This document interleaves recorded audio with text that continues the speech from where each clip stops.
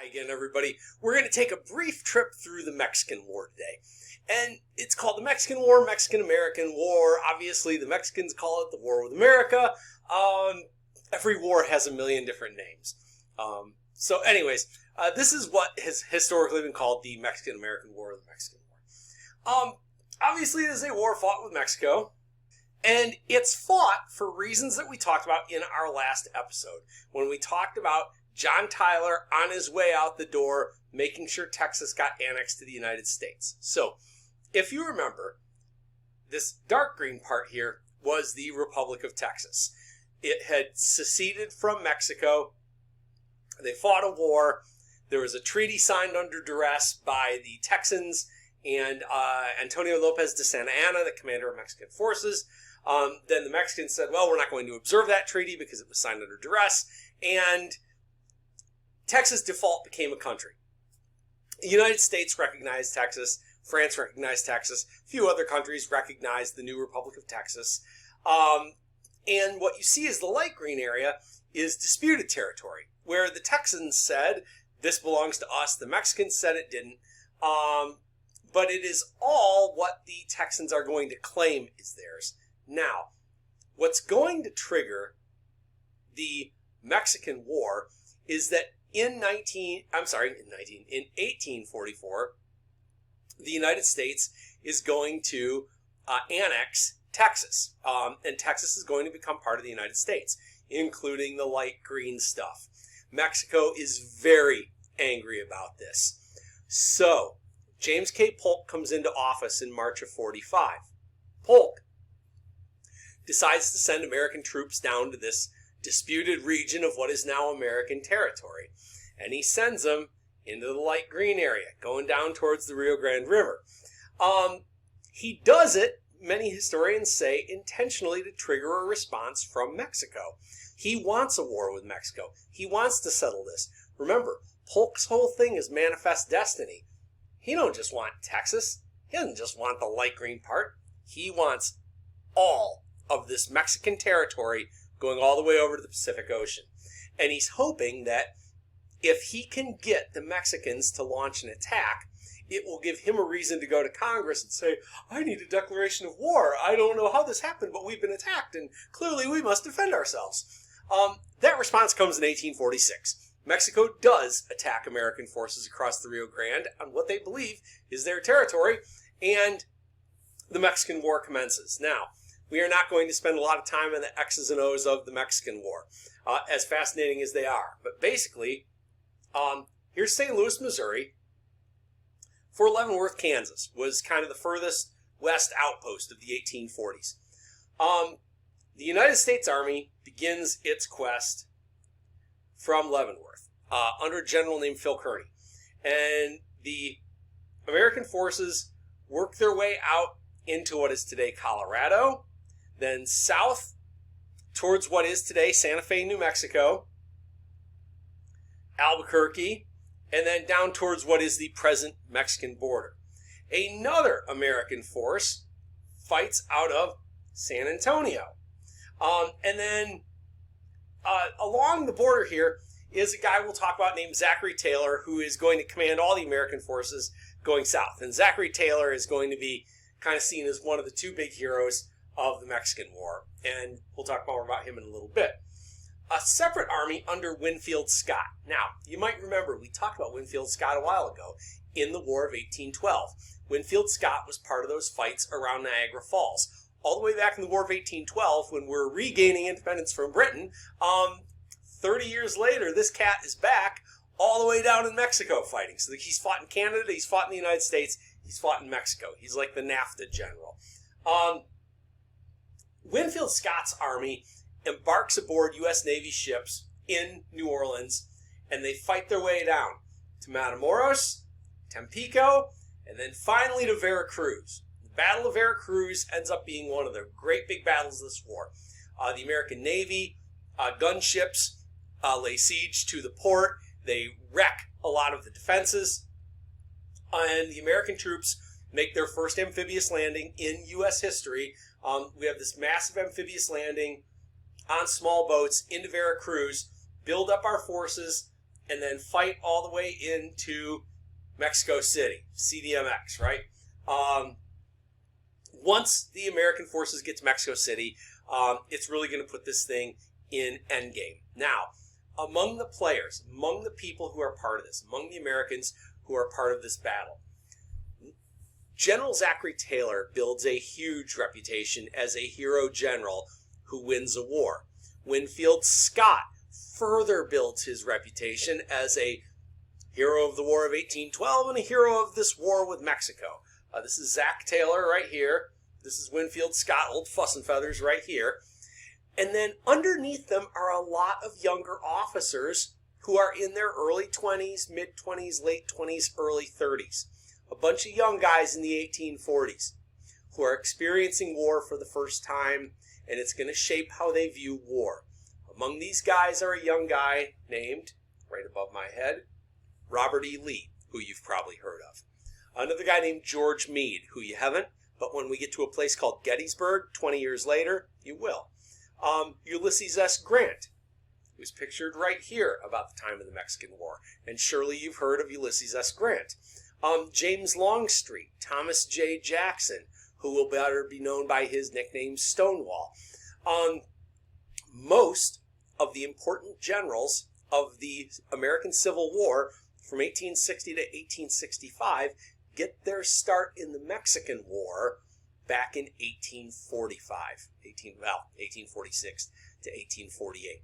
Okay, so it's kind of this really interesting thing where a lot of these guys are young enough to be leaders, young officers in this war, and then 15, 20 years later, here they are as the major players in the American Civil War. Endgame, what you are looking at up here is the Battle of Chapultepec, which was a Spanish fortress built on top of what had been Montezuma's castle back in the old days of Mexico. And this is, if you've ever heard the Marine Corps hymn, I am so sorry you're going to have to hear me sing again today. From the halls of Montezuma to the shores of Tripoli. These are the halls of Montezuma. The United States Marines end up fighting in this Battle of Chapultepec in Mexico City. It's one of the decisive battles in this war. It's triggering the U.S. occupation of CDMX. The Mexican forces split into factions. Some Mexicans want to keep the war going, some want to quit. A divided enemy falls apart. A ceasefire takes hold, and when the negotiations begin for a treaty, the United States has the upper hand. That treaty is going to change Mexico and the United States forever. Treaty of Guadalupe Hidalgo is what ends this war.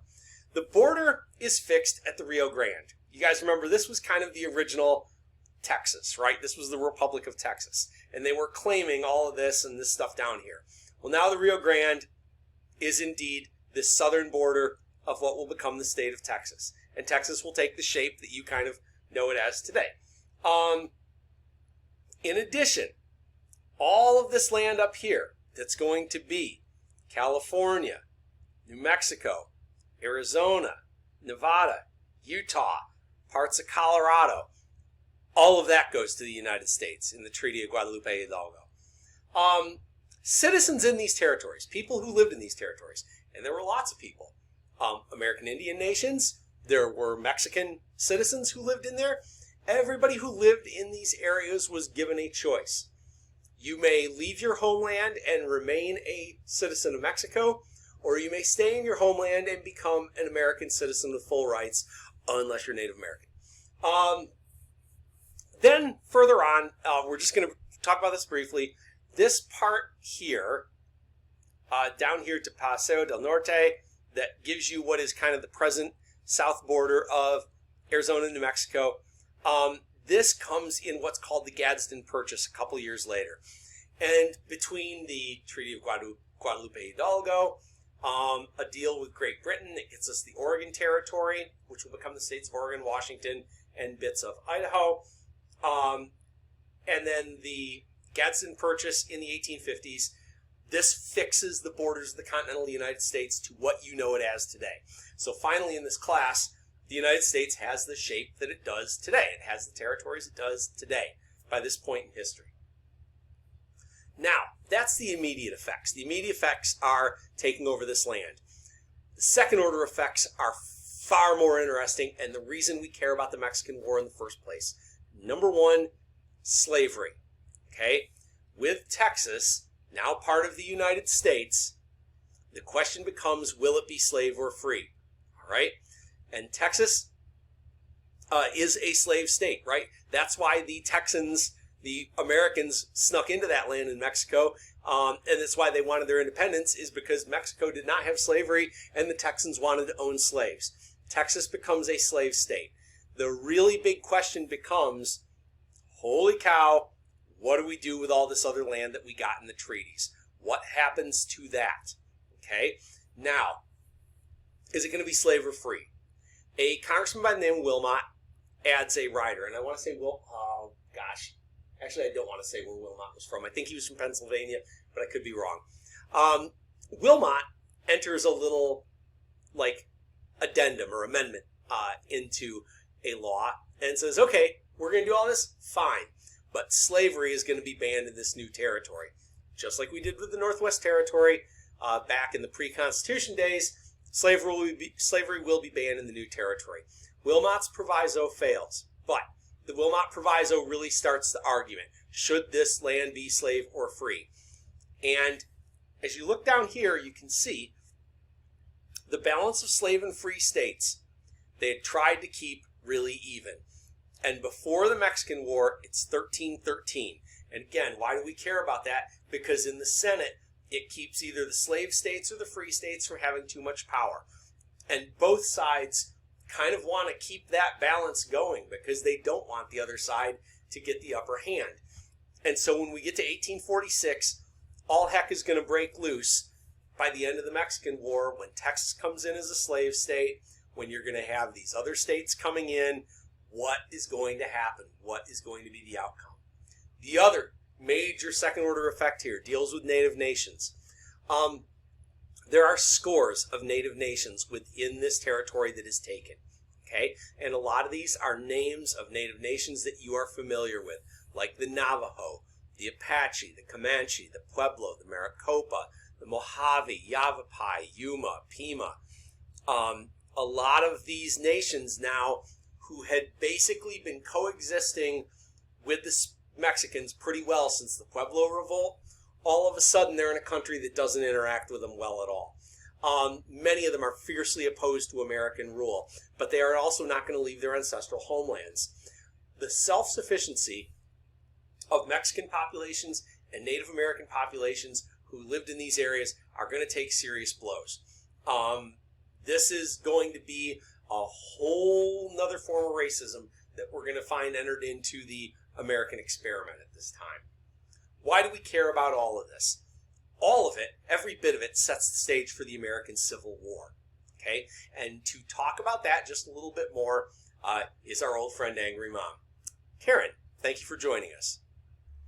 Yeah, Boyle, listen. You want to know what the Mexican War was? You want to know what it was? It was basically a dress rehearsal, okay? So like one of my kids is in ballet classes, and they got these things called dress rehearsals where they get all dressed up and they go and they pretend they're doing the big thing, right? They pretend they're doing the show. That's kind of what the Mexican War was for all of these guys who are going to be really important in the American Civil War. So look at it this way. The Mexican War is going to create every big fight, right? You're going to get all this new territory. You got to decide if it's going to be slave or free.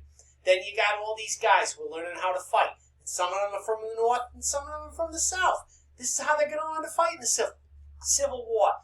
Everything from the Civil War is going to come out of the Mexican War in one way or another. Well, maybe not everything, but just about everything. I think you understand what I'm saying here. Don't you, Boyle? I think maybe even you are basically smart enough to understand these basic things, huh? And there's literally nothing more I can add to that. Thank you, Karen, as always. Guys, thanks for sticking with me. Be well.